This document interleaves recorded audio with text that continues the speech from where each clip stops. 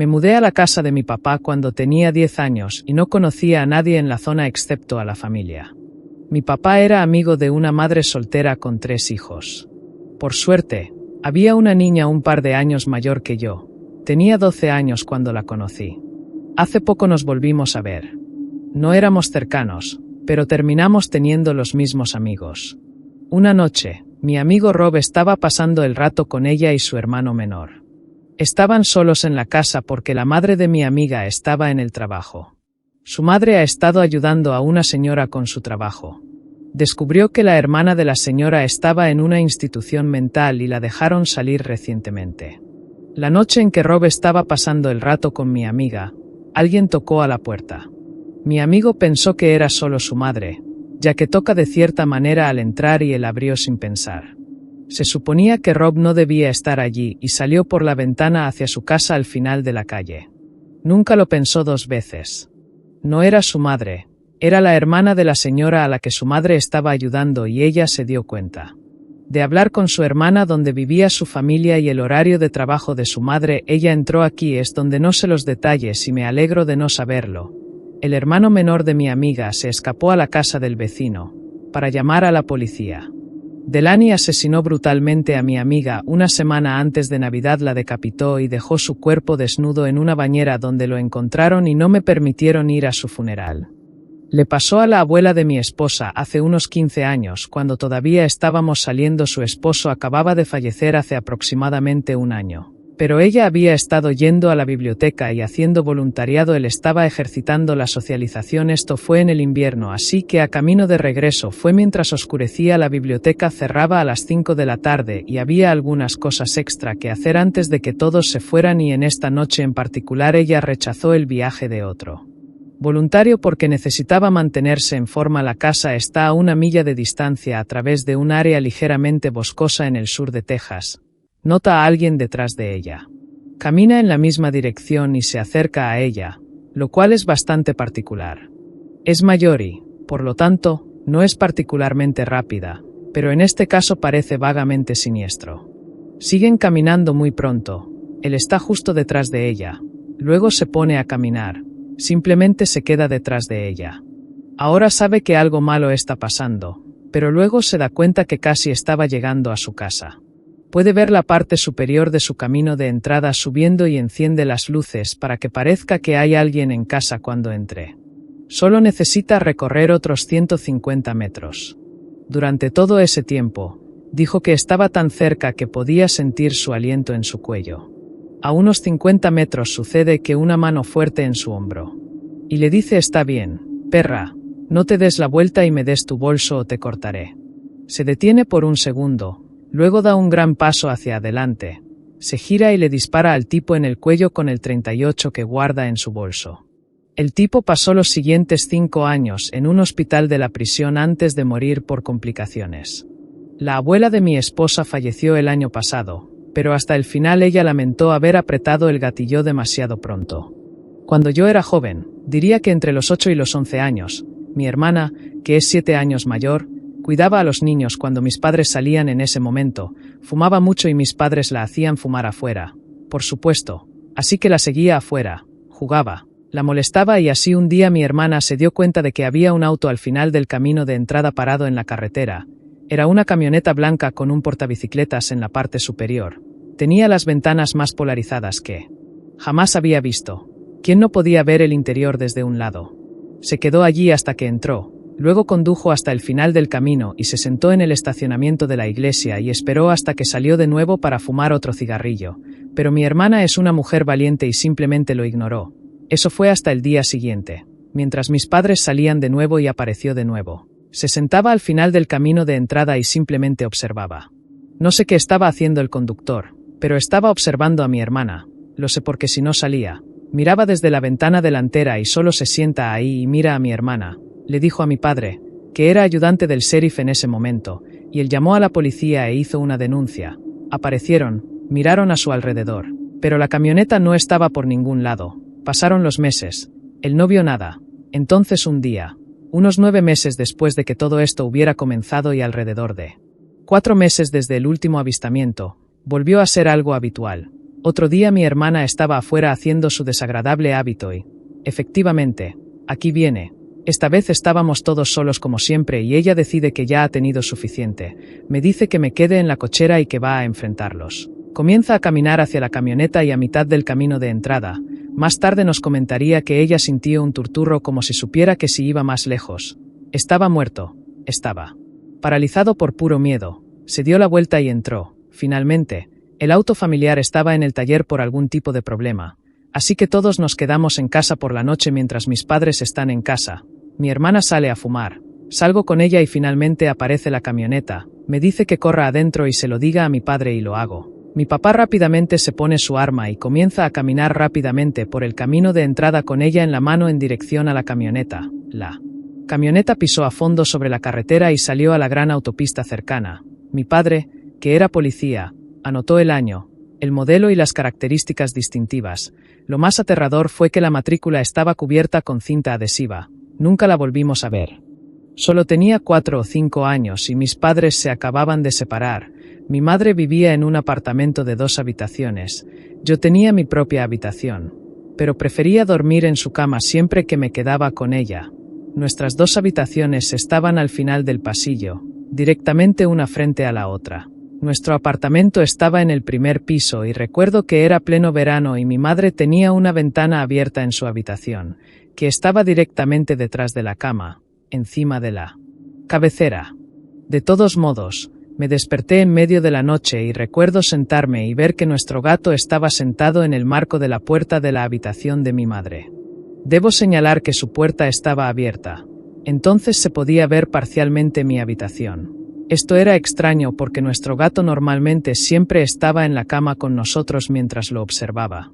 Entró en mi habitación y maullé. Me giré para encarar a mi madre y la desperté en los 3 o 4 segundos que me tomó despertarla y preguntarme qué pasaba. Las dos volvimos a mirar el marco de la puerta y había un hombre de pie junto a mi puerta abierta saliendo del dormitorio. Todavía no sé cómo logró hacerlo tan rápido, pero mi madre procedió a levantarme y literalmente tirarme por la ventana mosquitera. Ella rápidamente me siguió y pudimos empezar a gritar pidiendo ayuda y alguien llamó al 911. La policía vino pero no vio ninguna señal de entrada forzada, solo que nuestra puerta de entrada estaba sin llave, lo que les llevó a creer que el hombre debió haber salido de esa manera. Lo extraño fue que mi madre juró una y otra vez que había cerrado la puerta esa noche con el cerrojo y la cadena. Aproximadamente una semana después estaba limpiando la cocina y abrió nuestro armario del calentador de agua y encontró un cuaderno con nombres y dibujos, así como un par de guantes y algunos envoltorios de chicles. Llamaron a la policía de nuevo, pero todo lo que pudieron hacer fue especular que el hombre había estado en nuestra casa y se había escondido hasta que nos quedamos dormidos un día. Mientras lavaba mi ropa, una de las luces se fundió en mi sótano. Mi sótano está configurado de tal manera que el lavadero está separado del otro lado del sótano por una pared en la puerta. Para subir las escaleras, tienes que salir del lavadero y atravesar la otra parte del sótano. Así que la luz azul en la otra parte no es la del lavadero, ya que era la única luz de ese lado. Estaba bastante oscuro. Terminé de lavar la ropa que tenía que lavar mientras temía caminar por el sótano oscuro.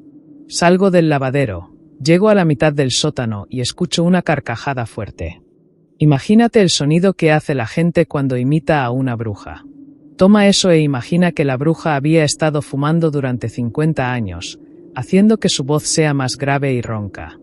Eso es lo que escuché claro como el día justo detrás de mí. No dudé en correr por las escaleras. Esperé a que mi padre llegara a casa y luego cambié la bombilla. Todavía no he escuchado esa carcajada desde entonces, y no se lo he contado a nadie en la casa. Esto le pasó a una amiga mía. Me lo contó hace como un año o así. La llamaremos Minji. Tiene 25 años y trabaja como tutora de inglés en Corea del Sur.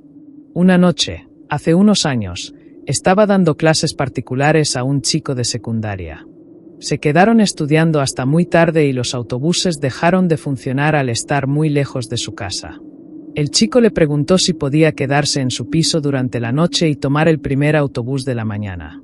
Minji se mostró muy reacia porque invitar a un estudiante adolescente a pasar la noche no parecía una gran idea, pero él le rogó y finalmente ella cedió. Volvieron a su apartamento de una habitación y ella se metió en la pared de la cama. Él extendió una manta en el suelo y ambos se durmieron. Unas horas más tarde, tal vez a las 2 de la madrugada, el chico despierta a Minji. Tengo mucha hambre. Dice que vayamos a comer algo. Minji abre los ojos y lo mira con incredulidad. Comida ahora, son las 2 de la madrugada. Vuelve a la cama, pero el estudiante insiste. No, tengo mucha hambre. Comamos algo ahora. Ella le dice que hay ramen en la cocina y podría prepararse algo. Esto no le satisface, no quiere ramen. Hay un lugar abierto las 24 horas a la vuelta de la esquina. Vamos allí, finalmente. Después de varios minutos de persuasión, el chico consigue que Minji lo acompañe al restaurante. Salen del apartamento y se dirigen tan pronto como están en la calle. El chico se gira hacia Minji y le dice: No tengo hambre. Me desperté en mitad de la noche y miré debajo de tu cama. Hay un hombre durmiendo. Allí, llamaron a la policía y descubrieron que un hombre sin hogar había estado viviendo en el apartamento de Minji durmiendo debajo de la cama durante 2 meses. El chico solo lo vio porque estaba tumbado en el suelo. Así que tenía una visión clara debajo de la cama. Estaba conduciendo un atajo desde 29 Palms, California, hasta Albuquerque, Nuevo México. 29 Palms se encuentra en el desolado desierto alto al este de Los Ángeles. El atajo era una carretera de 2 carriles a través de la nada total, excepto por un paso por Amboy. Amboy es un pueblo casi abandonado, casi tan bajo el nivel del mar como el Valle de la Muerte. Así que estaba conduciendo solo por la tarde y procedí a subir a la montaña. Rango entre Amboy y la enero del 40. Una vez que llegué a la cima, conduzco hacia el norte a través de un cañón con hierba alta a ambos lados de la carretera más adelante. Vi algunas cosas en el medio de la carretera cuando me acerqué. Disminuí la velocidad para ver un Pontiac Fiero rojo detenido de lado en ambos carriles, una maleta abierta con ropa esparcida por todas partes y 2 cuerpos boca abajo en la carretera, un hombre y una mujer. Me detuve a unos 100 pies de distancia y el cabello en la parte posterior de mi cuello está erizado por ser un marine. Metí la mano debajo del asiento y saqué una pistola de 9 milímetros y la recámara. Algo parecía muy mal, parecía demasiado perfecto como si estuviera preparado en la emboscada. Algo estaba mal mientras escaneaba la carretera. Vi una línea que podía pasar al tipo en la carretera a su izquierda. Me desvié a la derecha de la mujer detrás del Fiero y estaría al otro lado. Puse la primera marcha, la pisé y conduje por la línea que planeé. Pasé la parte trasera del Fiero sin golpearlo ni a ninguno de los cuerpos en la carretera. Continué hacia adelante un par de cientos de pies y disminuí la velocidad para poder respirar y dejar que mi corazón se calmara mientras miraba por el espejo retrovisor. Vi que los 2 cuerpos se habían caído de rodillas y unas 20 personas emergieron de la hierba alta, a ambos lados de la carretera junto al auto y los cuerpos. En ese momento, mi pie derecho pisó a fondo el acelerador y no lo solté hasta que tuve que reducir la velocidad para la rampa de entrada a la enero del 40 este. Nunca sabré qué me habría pasado si hubiera salido del auto para ver los cuerpos o hubiera detenido mi auto más cerca de ellos. Algunos amigos y yo estábamos pescando de noche en el río James. Estábamos sentados en la orilla con un buen fuego encendido acompañado de la charla informal habitual y algunas cervezas, cuando de repente todos dejaron de hablar como si se hubiera apagado un interruptor. Todos estábamos mirando al otro lado del río y sentíamos como si algo o alguien nos estuviera mirando fijamente. Era una sensación muy incómoda que algunos del grupo intentaron sacudirse con el típico humor machista cuando un sonido espeluznante estalló desde la otra orilla que congeló a todos en seco. El sonido no se parecía a ningún otro que hubiera escuchado antes. Hizo vibrar y hormiguear cada pelo de mi cuerpo. La única forma en que podría describirlo es que sonaba como una persona salvaje sin habilidades lingüísticas siendo destripada viva sin palabras. Solo este grito agudo y espeluznante. Nadie se movió ni dijo una palabra. Todos nos quedamos sentados allí fijos en nuestra mirada cuando de repente un segundo grito se soltó con incluso más fuerza que el primero. En ese momento varios de nosotros estábamos corriendo a nuestras camionetas que estaban estacionadas a unos metros de distancia recuperando varias armas de fuego. Cuando regresamos todos nos sentamos allí en silencio con nuestros ojos fijos mirando hacia la orilla opuesta viendo la luz de nuestro fuego reflejándose en las rocas. Nos sentamos allí esperando otro grito o algo que se moviera al otro lado del río. Finalmente un tercer grito llegó igual de repentino. Pero esta vez fue en nuestro lado del río viniendo de los arbustos a 1 metro de distancia. Todos salimos de allí dejando la mayoría de nuestras cosas atrás. Cuando llegamos a nuestras camionetas escuchamos el grito una vez más justo más allá de la línea de árboles. Todos aceleramos a fondo y nunca descubrimos que estaba haciendo los sonidos. Era un viernes por la noche. Mi amigo me recogía en su coche en mi casa. Tenía prisa porque íbamos tarde al partido de hockey en la ciudad. Durante todo el trayecto en coche nos lo estábamos pasando tan bien que ni siquiera me había dado cuenta de que no tenía mi teléfono. Busqué en el asiento del coche, en el suelo, pero no estaba en el coche. Estaba seguro de que lo había olvidado durante el partido de hockey. No podía dejar de preocuparme de que tal vez se me hubiera caído el teléfono en algún sitio. Así que pedí prestado el teléfono de mi amigo y corrí al baño. Marqué mi número y esperé que alguien de mi casa contestara. Sonaron 3 timbres antes de que alguien contestara, pero permanecieron en silencio al otro lado. Grité al teléfono que solo estaba comprobando si había dejado el teléfono en casa y no contestaron. Supuse que era mi hermano pequeño bromeando conmigo, así que colgué. Llegué tarde a casa esa noche y vi que mis padres no estaban. Entré en casa y los llamé para ver dónde estaban. Me dijeron que habían salido a comer y a ver un concierto en el parque con mi hermano pequeño. Dijeron que se fueron poco después de que yo me fuera al partido y que deberían estar en casa en media hora aproximadamente. Así que colgué y procedí a buscar mi teléfono celular. Pero luego me di cuenta de cómo alguien de mi familia pudo haber contestado mi teléfono si no habían estado en casa. Sentí un dolor en el estómago cuando el miedo se apoderó de mí. Fue en ese momento que escuché que la puerta trasera de mi casa se abría y cerraba. Inmediatamente salí de golpe por la puerta principal hacia los vecinos y llamé a la policía. Aparentemente, la puerta trasera se quedó abierta y alguien simplemente había entrado en su casa. No se robaron nada, pero lo más aterrador es pensar que podríamos habernos quedado dormidos con un extraño en la casa. Hace un tiempo, había una familia que se mudó a la casa de al lado de la mía. Tenían un hijo que era simplemente retorcido. Estaba obsesionado con las películas de terror y siempre quería que hablara de las cosas que sucedieron durante mi tiempo de servicio en Vietnam que ninguna persona normal querría escuchar. También le encantaba atormentar a los animales callejeros. Este tipo era un loco. Tenía 19 años en ese momento y mi hija 7. Pero siempre quería hablar con ella. Entablaba una conversación con ella cuando ella caminaba a casa desde la escuela. Él le hablaba por encima de la cerca cuando ella estaba jugando en la parte de atrás. Pero lo que realmente me hizo enfadar fue cuando llamó a su casa buscando hablar con ella. Eso fue todo. Fui y le dije tonterías y sus padres le dijeron que se mantuviera alejado de ella y que mejor no lo volviera a ver nunca más. Fue entonces cuando las cosas se pusieron raras. Mi hija siempre fue un poco imaginativa y paranoica. Pensaba que había monstruos debajo de su cama y cosas así. Así que cuando me dijo que había algo viviendo en su armario y tenía demasiado miedo de levantarse y decírnoslo por la noche, pero no estaba allí durante el día, lo ignoramos como si no fuera gran cosa. Pasaron algunas semanas y una noche. Mi esposa y mi hija se quedaron en casa de mi madre para una noche de chicas.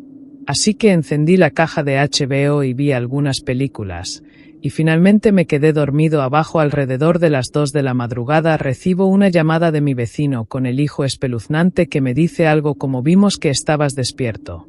Así que llamó. Nuestro hijo ha desaparecido. Fui a su habitación para usar el baño y su puerta estaba abierta, lo cual es inusual.